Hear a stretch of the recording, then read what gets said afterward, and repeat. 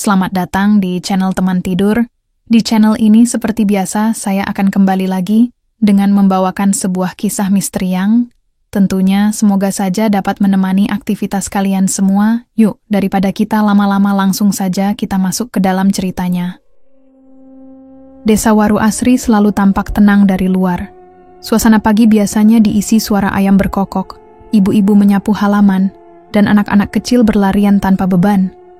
Tapi di balik ketenangan itu, kadang ada rahasia yang tak semua orang tahu. Seperti rahasia antara Rahayu dan Bagas.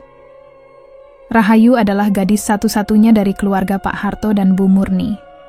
Ayahnya sudah meninggal 2 tahun lalu karena sakit lambung. Sejak itu, Rahayu lebih banyak membantu ibunya berjualan kerupuk keliling sambil tetap rajin ikut pengajian sore. Anak-anak kecil di kampung sering menyapa Rahayu dengan ramah karena dia suka memberi permen atau menolong mereka membaca Iqra. Tak ada yang menyangka kalau Rahayu diam-diam menjalin hubungan dengan Bagas. Bagas adalah anak ketua RW, Pak Rudi. Ia dikenal sebagai pemuda yang pintar bicara, ganteng, dan punya motor bebek warna merah yang sering ia pakai berkeliling desa. Banyak gadis terpikat padanya, tapi Bagas justru tertarik pada Rahayu yang kalem dan tak banyak gaya. Mereka sering bertemu diam-diam, kadang di kebun belakang balai desa, kadang di dekat sumur tua di belakang rumah Bagas. Tak ada yang tahu pasti apa saja yang mereka lakukan, tapi malam-malam Rahayu pulang lebih larut dari biasanya, dan tetangga mulai bertanya-tanya. Sampai suatu pagi, Rahayu muntah-muntah di dapur. Bu Murni awalnya mengira anaknya masuk angin, tapi setelah seminggu tak kunjung sembuh, dan tubuh Rahayu mulai terlihat berbeda, Bu Murni curiga. Ia membujuk Rahayu bicara dengan lembut, namun gadis itu hanya diam dan menangis. Akhirnya, setelah didesak, Rahayu mengaku kalau ia hamil. Bu Murni syok. Ia duduk terjatuh di lantai dapur, tak sanggup bicara. Mulutnya gemetar, matanya merah. Nama Bagas disebut Rahayu dengan suara pelan. Bu Murni tahu siapa Bagas. Ia tak percaya anak ketua RW itu berani berbuat sejauh itu. "Kamu yakin Bagas?" tanya Bu Murni lirih. Rahayu mengangguk pelan. "Dia janji mau nikahin aku, Bu. Janji tinggal janji." Sore harinya Rahayu memberanikan diri menemui Bagas. Mereka bicara di belakang rumah, dekat sumur tua yang sudah lama tak dipakai. Bagas tampak gelisah, menunduk, lalu menatap Rahayu dengan wajah dingin. "Kamu pikir gampang? Aku ini anak orang," terpandang Rahayu. "Aku belum siap nikah, apalagi punya anak. Kamu aja yang salah. Harusnya kamu tahu risiko," kata Bagas sambil menunjuk-nunjuk. Rahayu menahan tangis. Ia memegang perutnya yang baru membuncit sedikit. "Tapi kamu yang ngajak, Gas. Kamu yang bilang kamu cinta aku. Sekarang malah mau lari. Aku nggak mau hidupku hancur cuma karena kamu nggak bisa jaga diri," jawab Bagas kasar, lalu pergi meninggalkan Rahayu yang terduduk lemas di atas tanah. Sejak kejadian itu, Rahayu jadi jarang keluar rumah. Ia hanya keluar saat malam untuk membuang sampah atau mengambil air. Warga mulai membicarakannya. Mulut tetangga-tetangga tak bisa diam. Ada yang bilang, Rahayu kena guna-guna. Ada juga yang berbisik kalau dia hamil tanpa suami. Bu Murni makin tertekan. Ia mulai batuk-batuk keras tiap malam, dan tubuhnya melemah. Ia tak lagi jualan. Wajahnya pucat, matanya sayu. Tetangga yang datang menjenguk hanya diam-diam melirik Rahayu dengan tatapan penuh curiga. Pak Rudi, ayah Bagas, sebenarnya sudah mendengar kabar dari warga, tapi pura-pura tak tahu. Ia hanya memperingatkan Bagas agar tidak mencari masalah dan menjaga nama baik keluarga. Bagas sendiri makin sering pulang malam, bahkan kadang tak pulang sama sekali. Pada suatu malam, Bu Murni memanggil Rahayu ke kamar. Suaranya pelan tapi serius. "Yuk, ibu ini cuma punya kamu. Kalau kamu nggak kuat, bilang. Tapi jangan kamu diam terus. Ibu takut kamu hilang kayak bapakmu." Rahayu menangis sambil memeluk ibunya. Tapi ia tak tahu harus berbuat apa. Bagas tak mau mengaku, warga mulai mencibir, dan perutnya makin membesar. Ia merasa sendirian.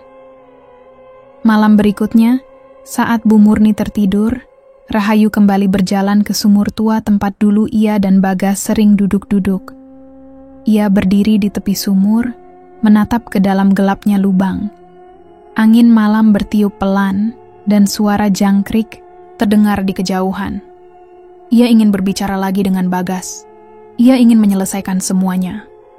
Namun malam itu, Bagas tak datang. Malam itu langit desa Waru Asri tampak cerah. Bulan bulat menggantung tinggi, cahayanya menyoroti jalan tanah di samping rumah-rumah penduduk. Tapi di balik keindahan malam itu, ada hati yang sedang kacau. Rahayu berdiri di balik pintu dapur, menggenggam pecahan cermin kecil. Matanya merah, wajahnya lelah. Sudah seminggu ia mencoba menghubungi Bagas lewat teman dan lewat surat kecil yang ia selipkan di sepeda motor Bagas. Tapi pemuda itu tidak membalas satupun. Rahayu tahu ia tak bisa menunggu lebih lama. Kandungannya makin jelas dan ibunya makin parah sakitnya. Ia mengambil jaket tipis dan melangkah keluar rumah. Jam menunjukkan pukul 8:30 malam. Ia tahu Bagas biasa nongkrong di warung kopi belakang balai desa malam-malam begini.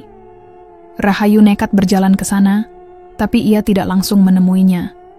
Ia hanya berdiri dari kejauhan, menatap Bagas yang sedang tertawa-tawa dengan dua temannya. Setelah warung sepi dan Bagas hendak pulang, Rahayu memberanikan diri memanggilnya. "Gas, aku mau bicara." "Sekarang?" Bagas menoleh. Awalnya ia kaget, tapi wajahnya berubah kesal begitu melihat siapa yang memanggil. "Di sini aja, ngapain malam-malam?" "Di sumur belakang rumahmu." "Tempat biasa?"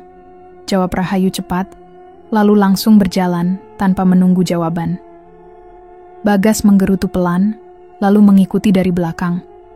Ia berjalan cepat, seolah ingin urusan ini cepat selesai. Sesampainya di sumur tua, Rahayu berdiri memunggungi Bagas. Angin malam membuat jaketnya berkibar pelan. Mereka berdua diam beberapa detik. "Aku nggak tahan, Gas," ucap Rahayu pelan. "Aku nggak bisa pura-pura kuat terus. Aku butuh kepastian." Bagas melipat tangan di dada. "Kamu ini maunya apa sih?" "Udah," aku bilang. "Jangan ganggu hidupku lagi. Bikin malu aja." Rahayu menoleh dengan mata berkaca-kaca. "Anak ini anakmu. Kamu yang harus tanggung jawab." "Aku nggak ngaku," bentak Bagas. "Siapa tahu itu bukan anakku. Kamu pikir aku percaya omongan cewek kayak kamu?" Rahayu terpaku. Matanya melebar. Kamu tuduh aku yang bukan-bukan?" "Ya, karena kamu nyusahin hidupku. Orang-orang udah mulai ngomong di mana-mana. Bapakku marah besar. Kalau sampai semua orang tahu, anak RW punya anak dari hasil begituan, hidupku tamat." "Bagas, aku cuma mau kamu tanggung jawab. Aku nggak minta lebih." "Tanggung jawab gimana? Nikahin kamu?" "Nggak mungkin. Aku masih punya masa depan. Ngerti?" Mereka mulai berteriak. Suara mereka membelah malam. Beberapa anjing di kejauhan menggonggong. Rahayu maju selangkah, mendekat ke arah Bagas. "Kamu nggak bisa seenaknya. Aku akan bilang ke semua orang kalau kamu yang nyenggol aku duluan." Wajah Bagas berubah pucat. Matanya menatap kiri kanan. Keringat dingin mulai muncul di dahinya. "Jangan coba-coba ancam aku, yuk. Jangan bikin aku gila. Aku udah nggak peduli lagi. Aku akan bilang ke semua orang. Aku nggak mau anakku lahir tanpa ayah." Bagas panik. Dalam hitungan detik, amarah dan ketakutan bercampur jadi satu. Ia mendorong Rahayu dengan keras. Tubuh gadis itu terhuyung ke belakang. Kakinya terpeleset di ujung batu sumur yang licin oleh lumut. Tangannya sempat berusaha meraih pinggiran, tapi tak sempat. Bruk. Suara tubuh menghantam dasar sumur menggema dalam keheningan. Bagas berdiri mematung. Napasnya berat. Ia tidak menyangka akan sejauh itu. Ia hanya ingin menakuti Rahayu, tapi sekarang Rahayu sudah tidak bergerak. Beberapa menit ia berdiri di sana, hanya menatap ke dalam sumur. Hatinya berdebar kencang. Ia mencoba mendengar apakah ada suara tangisan atau rintihan, tapi tidak ada. Hanya suara air menetes dan gema serangga malam. Bagas melangkah mundur, lalu duduk di tanah. Tangannya gemetar. Ia menutup wajahnya, mencoba berpikir cepat. Ia tahu, Jika mayat Rahayu ditemukan, semua orang akan langsung menuduhnya. Apalagi jika mereka tahu tentang hubungan mereka. Ia menatap sekitar, sepi, tak ada orang. Lalu dengan cepat ia mengangkat tutup kayu tua dan menutup mulut sumur. Ia menumpuk batu bata bekas di atasnya, lalu mengambil potongan daun kering untuk menyamarkan jejak. Pikirannya kacau. Tapi satu hal ia tahu pasti, ia harus membuat cerita agar tidak disalahkan. Pagi harinya, kabar mengejutkan menyebar cepat. Rahayu tidak pulang sejak malam. Bu Murni menangis histeris saat warga mencari-cari. Dalam waktu 1 jam, orang-orang sudah berkumpul. Ada yang ke sungai, ada yang ke kebun. Tapi tidak ada yang menemukan Rahayu. Bagas ikut pura-pura membantu. Ia berpura-pura terkejut saat mendengar kabar itu. Lalu dengan wajah prihatin, ia mulai membisikkan pada 2 temannya. "Jangan bilang-bilang ya, semalam aku lihat Rahayu jalan sendiri ke arah sumur. Wajahnya murung banget. Kayaknya dia stres berat." Cerita itu cepat menyebar. Dalam sehari, hampir semua warga percaya kalau Rahayu mengakhiri hidupnya sendiri karena malu. Beberapa orang menyesal karena dulu ikut membicarakannya. Tapi ada juga yang hanya geleng-geleng kepala dan bilang, itulah akibatnya kalau perempuan kebablasan. Bu Murni pingsan begitu mendengar desas-desus itu. Badannya makin lemah. Rumahnya jadi sepi. Tidak ada jenazah, tidak ada pemakaman. Rahayu benar-benar hilang tanpa jejak.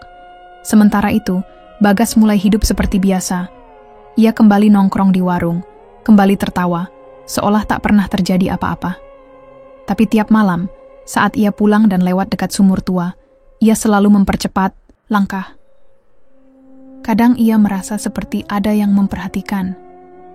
Kadang ia merasa ada suara bisikan memanggil namanya dari arah sumur. Namun Bagas selalu menepis perasaan itu. Ia berpikir, semua akan berlalu. Yang ia tidak tahu, tidak semua yang dikubur akan diam selamanya. Hari-hari berlalu setelah hilangnya Rahayu. Warga desa Waru Asri mulai jarang membicarakannya, apalagi karena tubuhnya tak pernah ditemukan. Mereka anggap kasus itu sudah selesai. Tapi itu hanya sampai malam ke-7 tiba. Malam itu, rumah Pak RW Sugondo, ayah Bagas, tiba-tiba diguncang hal aneh. Tepat pukul 2 dini hari, suara tangisan perempuan terdengar samar dari arah belakang rumah. Semakin lama semakin jelas, seperti orang yang sedang menangis menahan sakit hati. Awalnya Bu RW, istrinya Pak Sugondo, mengira itu suara kucing. Tapi saat didengarkan lagi, tangisan itu terdengar seperti menyebut nama. Bu, lirih dan berulang-ulang. Ia bangun dan membuka jendela dapur mengarah ke sumur tua. Namun tidak ada siapa-siapa di luar sana. Hanya bayangan samar dari pohon pisang yang terkena cahaya bulan. Kucing apa itu suaranya kayak nangis? Gumam Bu RW sambil merapatkan selendangnya. Ia kembali tidur, walau sedikit gelisah. Pagi harinya, Bagas bangun kesiangan. Saat mencuci muka di kamar mandi, ia melihat sesuatu aneh di cermin. Di belakang bayangan dirinya, terlihat seperti ada rambut panjang yang menjuntai. Refleksi samar, tapi cukup jelas untuk membuat Bagas langsung menoleh ke belakang. Tidak ada siapa-siapa. Ia cepat-cepat keluar kamar mandi, wajahnya pucat. Ia tidak bilang apa-apa ke orang rumah, takut dianggap aneh. Namun kejadian itu bukan satu-satunya. Malam berikutnya, giliran adik Bagas yang mengeluh. "Mah, tadi malam aku lihat orang di depan jendela kamarku. Cewek, rambutnya panjang banget," kata Dini, anak perempuan Pak RW yang masih SMP. "Ah, kamu kebanyakan nonton sinetron," tegur ibunya, meskipun sebenarnya ia sendiri sudah 2 malam mendengar suara tangis dari sumur. Malam ke-7, gangguan semakin parah. Sekitar pukul 11 malam, Bu RW sedang menyiapkan air panas di dapur.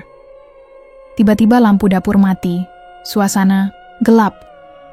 Ia melangkah ke ruang tengah untuk memanggil Pak RW, tapi baru sampai ruang makan, ia mendengar suara langkah dari arah belakang. Seperti orang berjalan pelan, tapi pasti. Ia berhenti. Langkah itu juga berhenti. Pak Sugondo?" Panggilnya pelannya, tidak ada jawaban. Lalu, suara tangisan itu terdengar lagi. Kali ini lebih keras. Suara perempuan menangis tersedu-sedu. seperti menahan sakit luar biasa. Sumbernya jelas berasal dari sumur. Bu RW menjerit kecil dan lari ke kamar. Pukul 3 pagi, rumah RW mendadak gempar. Teriakan Bu RW membangunkan semua orang.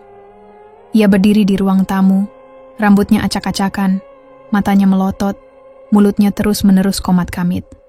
Rahayu, dia minta tolong. Rahayu, jangan dorong aku. Aku minta maaf. Aku bukan yang bunuh. Anakku. Pak RW langsung memeluk istrinya, mencoba menenangkan. Tapi tubuh istrinya kaku dan dingin. Dini menangis di sudut ruangan.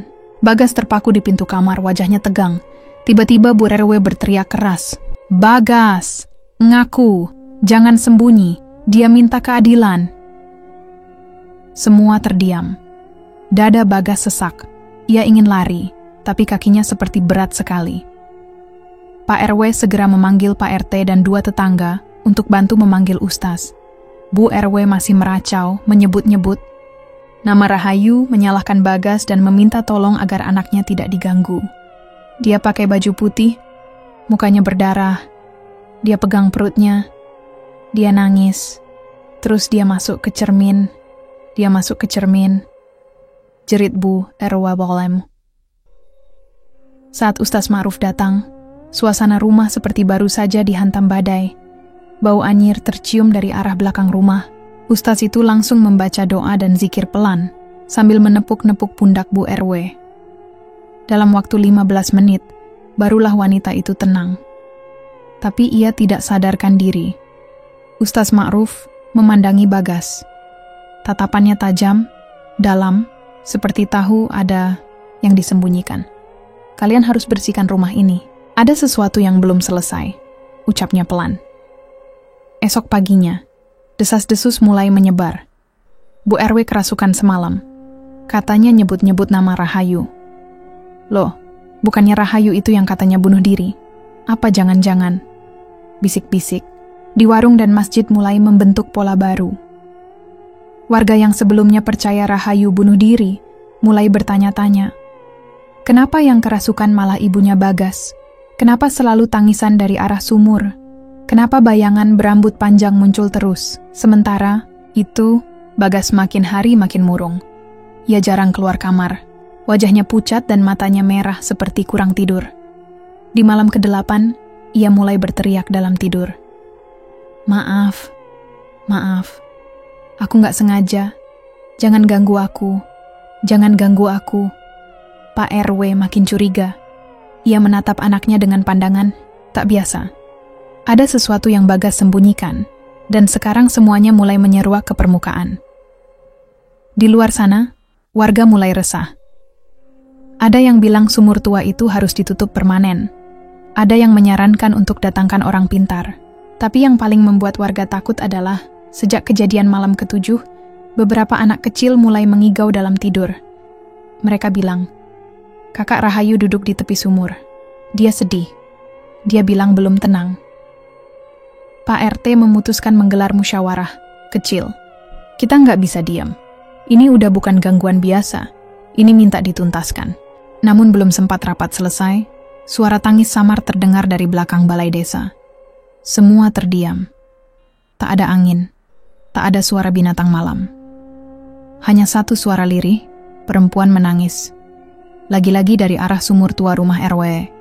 Dan dari kejauhan, sosok perempuan berambut panjang terlihat berdiri di bawah pohon mangga, menghadap rumah Bagas. Sudah lebih dari seminggu sejak keluarga RW Sugondo diganggu hal-hal aneh. Warga desa Waru Asri mulai merasa tidak tenang. Meski tidak ada yang bilang terang-terangan, semua sadar ada yang tidak beres. Suasana desa berubah jadi dingin dan tegang, apalagi saat malam.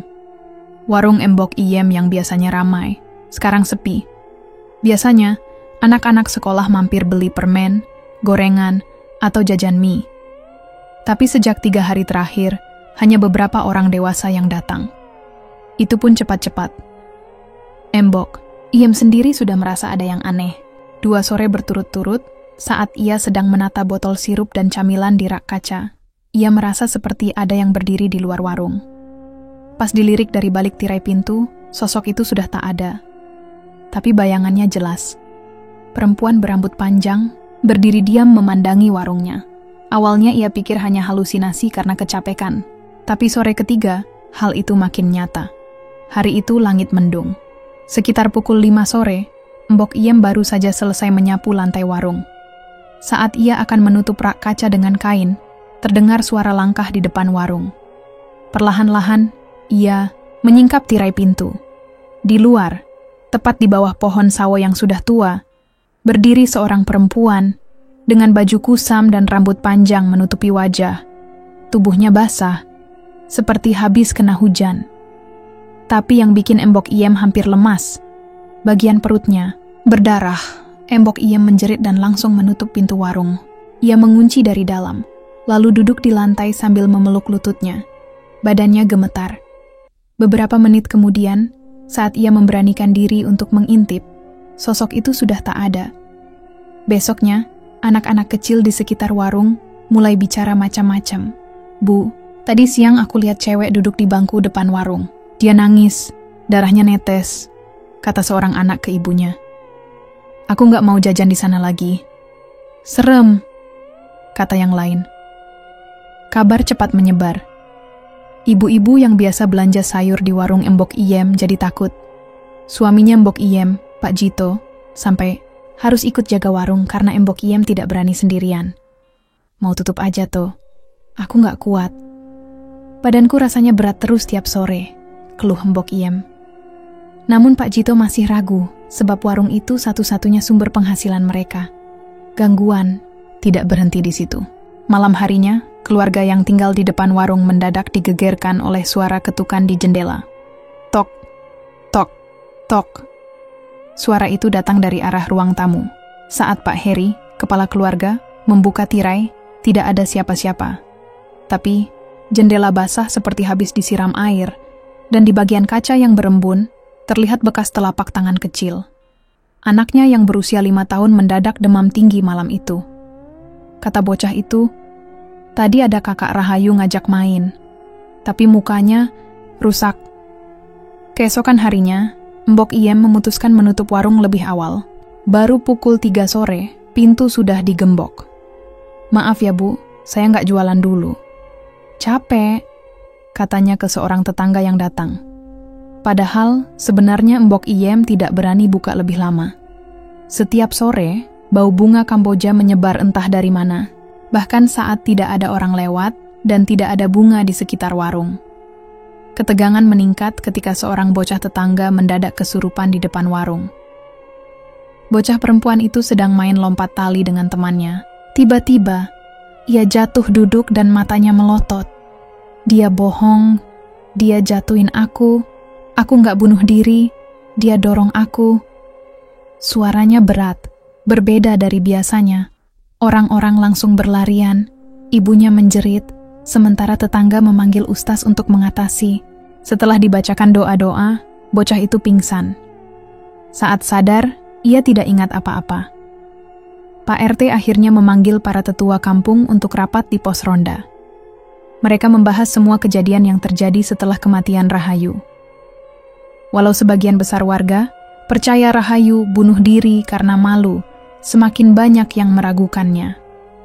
"Kalau memang dia bunuh diri, kenapa masih gentayangan?" tanya Pak Darto, salah satu sesepuh desa. "Jangan-jangan, dia nggak mati karena kehendaknya sendiri," jawab Pak RT sambil melirik Pak RW Sugondo yang hadir dalam pertemuan itu. Pak RW hanya diam, wajahnya pucat. Ia sudah mendengar semua cerita tentang kesurupan, tangisan, bau Kamboja, dan penampakan. Salah satu warga bahkan mengaku melihat bayangan perempuan berdiri diam di ujung jalan dekat mushola. Bayangan itu tak bergerak selama hampir 5 menit, lalu menghilang begitu saja. Puncaknya terjadi pada malam Jumat. Warung Mbok Iem tiba-tiba terbuka sendiri meski sudah digembok. Rak makanan berantakan, dan kain penutup rak tergeletak di lantai.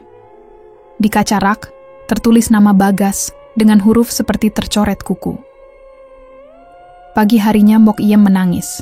Ia tidak berani buka warung lagi. "Aku mau jual warung ini.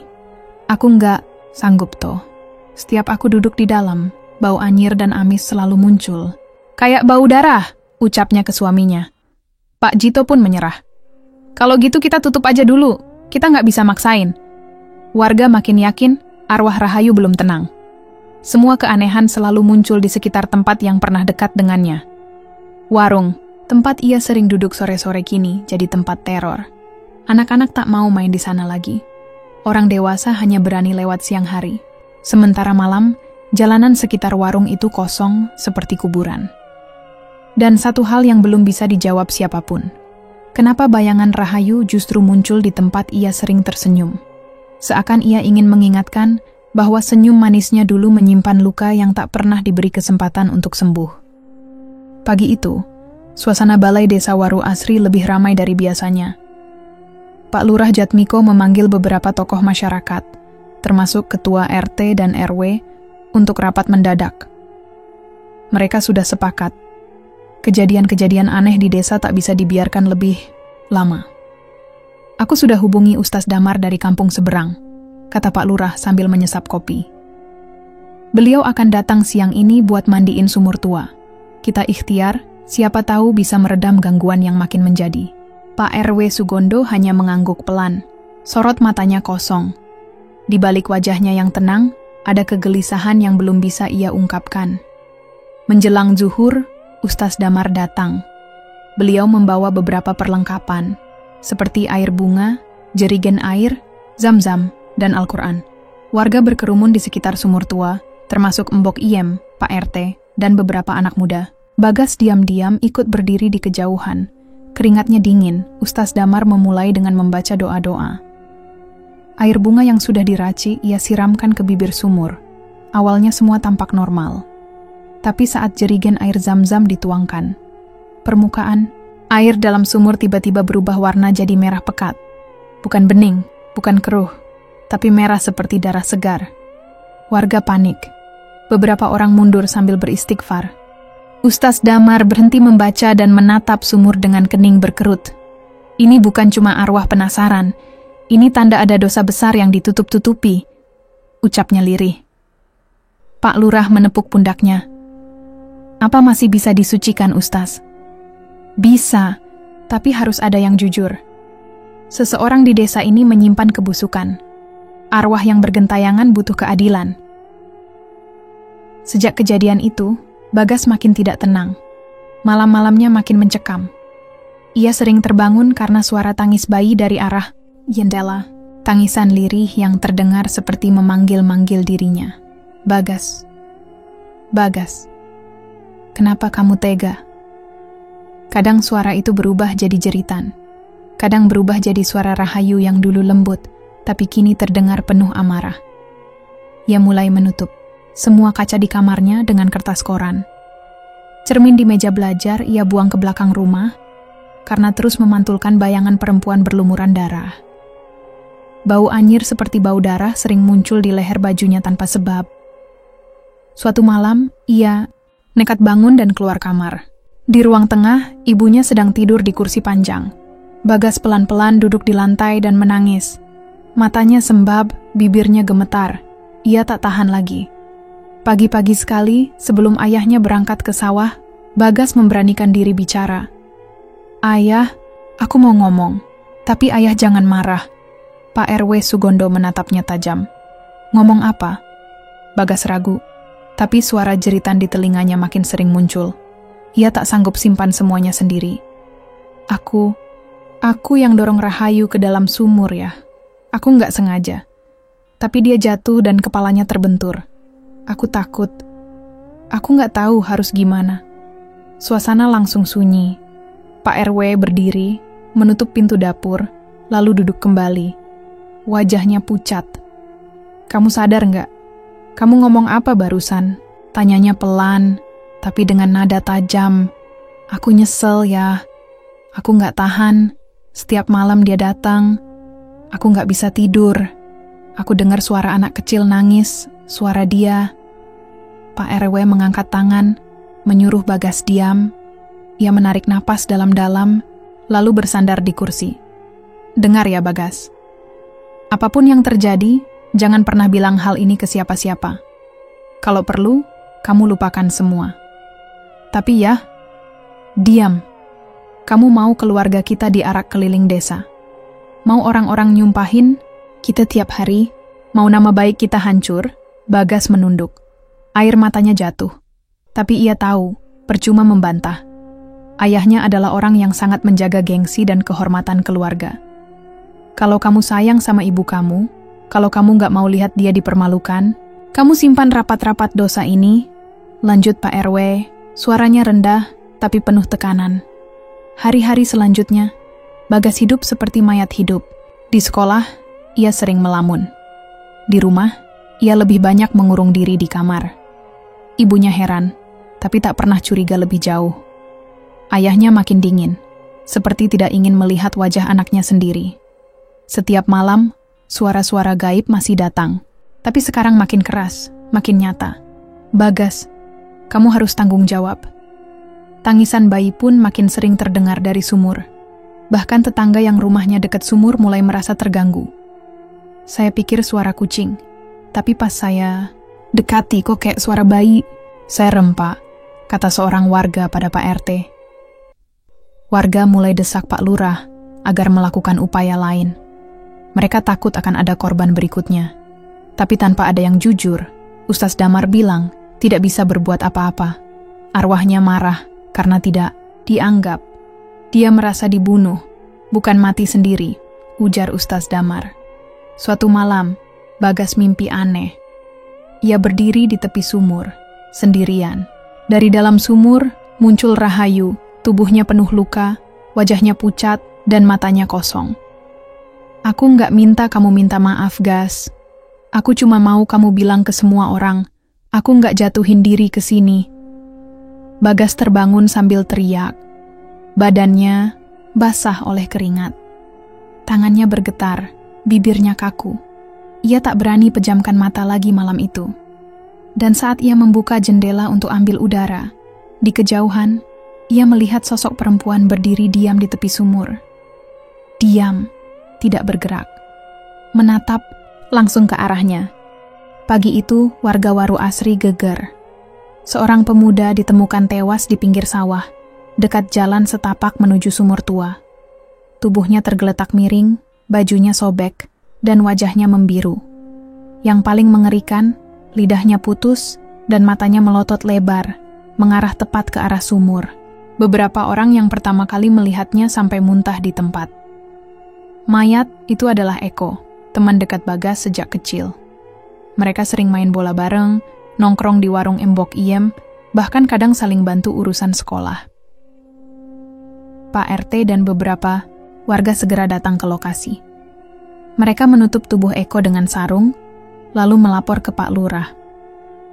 Polisi desa pun dipanggil, tapi mereka sendiri bingung harus mulai dari mana. Tidak ada bekas luka tusukan, tidak ada jejak pertarungan, cuma mayat dingin dengan kondisi yang bikin bulu kuduk berdiri. Ini bukan kematian biasa, bisik seorang warga. Berita kematian Eko cepat menyebar. Warung-warung jadi tempat orang berbisik-bisik. Ibu-ibu takut anaknya keluar malam. Bapak-bapak mulai membatasi aktivitas. Anak-anak dilarang main ke sekitar sumur. Bagas terduduk di kamarnya. Ia gemetar, wajahnya pucat. Ia tidak kuat lagi. Sejak pagi, ia merasa perutnya mual, kepalanya berat. Suara-suara yang selama ini hanya datang malam hari kini terdengar siang, bolong.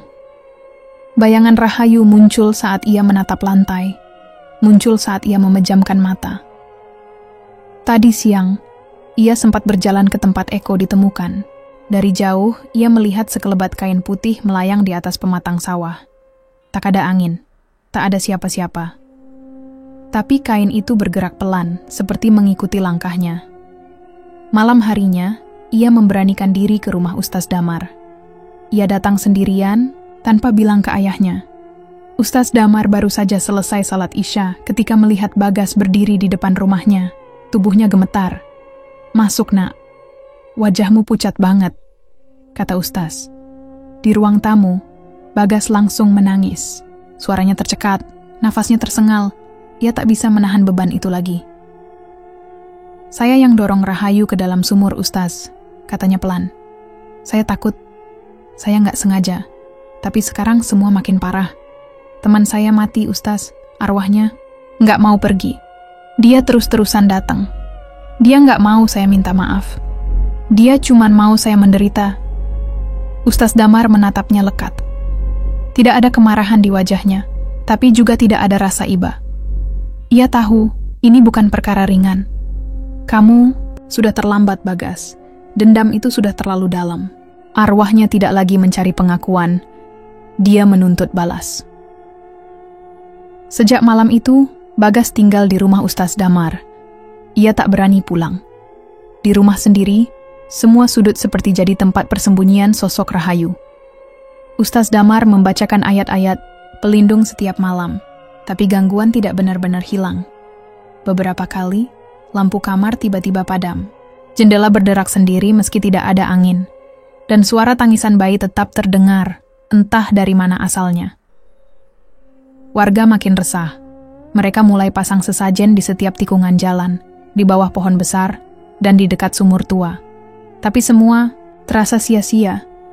Ada yang bilang melihat sosok perempuan duduk di tepi jalan, rambutnya basah dan menjuntai, wajahnya hancur, bajunya compang-camping, wajahnya mirip Rahayu, bisik seorang nenek pada cucunya. Embok Iem juga mulai enggan buka warung sore hari. Beberapa anak kecil mengaku melihat bayangan perempuan berdiri di dekat etalase, lalu menghilang saat mereka mendekat. Sumpah, Embok. Mukanya kayak bekas diseret, kata salah satu anak.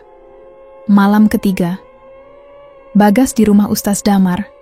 Ia bermimpi aneh. Dalam mimpi itu, ia berada di tengah sawah, sendirian. Langit gelap, tapi ada sinar bulan pucat. Di tengah sawah itu, ada seorang perempuan berdiri memunggunginya. Rahayu, gumam Bagas. Perempuan itu berbalik. Wajahnya hancur, matanya merah, dan dari mulutnya menetes darah. Ia melangkah pelan, menyeret kaki, tangannya menunjuk ke arah sumur tua. Kamu harus ikut aku. Bagas terbangun sambil teriak. Nafasnya ngos-ngosan. Ustaz Damar masuk ke kamar dan membacakan doa. Tapi Bagas tak tenang. Dia makin dekat, Ustaz. Saya bisa rasakan itu. Keesokan paginya, warga kembali geger. Di dekat sumur, ditemukan bangkai ayam dan kepala kambing yang tergeletak begitu saja. Tidak ada yang mengaku meletakkannya. Tidak ada yang berani mendekat. Ini sudah melibatkan hal gaib yang dalam, ujar Ustaz Damar di depan warga yang berkumpul. Kita harus kumpulkan seluruh warga. Malam Jumat ini kita adakan doa bersama. Tapi, mungkin tetap tidak cukup. Kalau pelaku utamanya tidak benar-benar bertanggung jawab, semua akan sia-sia. Warga saling pandang. Tidak ada yang bicara. Semua tahu, ada yang ditutupi. Tapi siapa? Sementara itu, Bagas duduk di pojok rumah Ustaz Damar, matanya kosong. Ia merasa seperti hidup dalam mimpi buruk. Ia sudah bicara. Ia sudah mengaku. Tapi semua itu ternyata tidak cukup. Rahayu sudah berubah. Ia bukan lagi gadis biasa. Ia adalah arwah penuh amarah. Dan ia tidak akan berhenti sampai semua rasa sakitnya terbalas.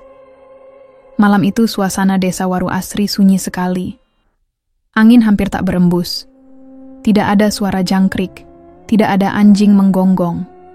Warga kebanyakan sudah masuk ke dalam rumah sejak maghrib.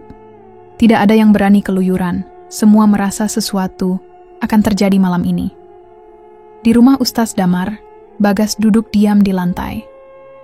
Matanya menatap kosong ke tembok. Tubuhnya lemas seperti orang demam tinggi. Ustaz Damar baru saja selesai membaca doa pelindung.